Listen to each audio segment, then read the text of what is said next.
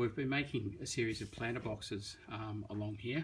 Now originally we made this guy here and lined him all with plastic inside, so he was a full-on pot plant.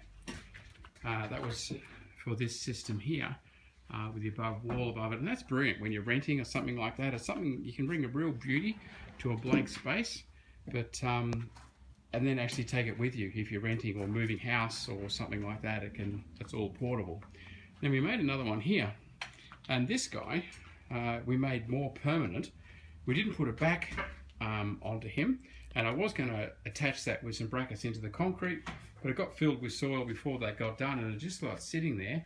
And this one's turned into a bit of a disaster that's going to have to be remade because he wasn't attached to the back wall. He's holding in place, all good, but he was never attached, so he's been moving forward and been pushing him back, and it just needs some help. This guy doesn't have a bottom. It's actually got a thinner board, if we look right in underneath there. So the look is the same as that one right there, but this one is actually soil to soil direct contact. Again, we've got the clay here, so we broke up the base soil, covered it with gypsum, and then gave it a really good watering in, and then blended some soil. Have a look, I'll put a link up here to the planting tall hedging plants in clay soil, I think it was called, video, so you can see us talk about gypsum and so forth there. And now third time around, we haven't yet come back to fix that one. What we've done with this guy here, and this is going to be a different colour scheme because he's matching this fence here.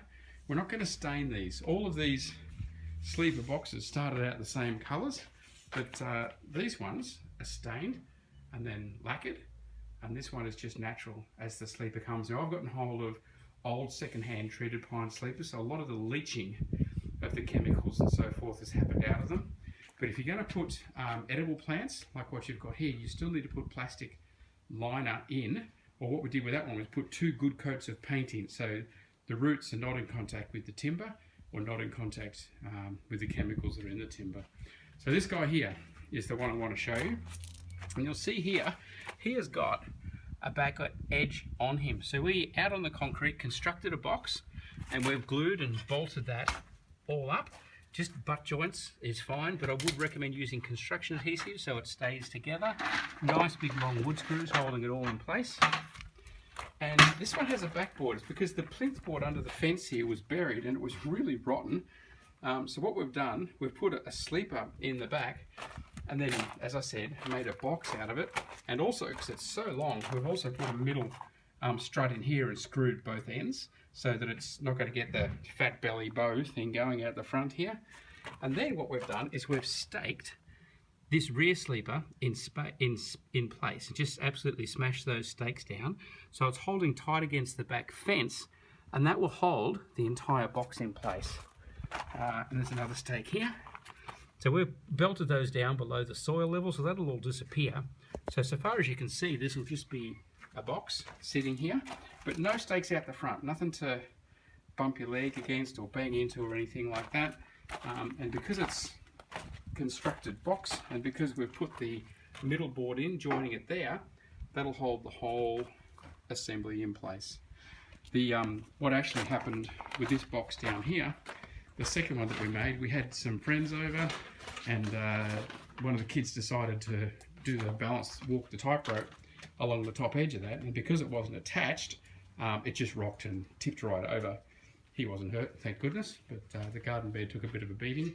So what we're going to do is we'll drag that soil forward here, and we'll put a back edge onto that right the way along. And the same thing, we'll join it in the middle, we'll dig all that out, join it in the middle, make a complete box, and then again we'll stake it at the back so it's held in place, and then it won't rock and kick up. So there you go, how to build a box. And these guys, it really is, we've just cut the boards to length and butt jointed them, then used liquid nails or construction adhesive, and then just big timber screws driven in with a drill to hold it in place. And as you can see, these ones here, when they're stained and lacquered, really look fantastic, and it blends in with that timber feature we've got there. And again, this garden here, these pots and these lime trees, if you have a look at this link here, you'll see when we planted that, this is all an edible garden, which is still going absolutely brilliant. We've got our herbs up here now. We had a massive slug problem that we sort of couldn't seem to eradicate, but by lifting the herbs up there, it's really brought it up to eyesight. Again, filled in a big empty panel of fence, and it's totally eradicated the slug problem. They're not climbing up the fence, not getting to the herbs anymore. So there you go, how to build a box and where our garden's at this point.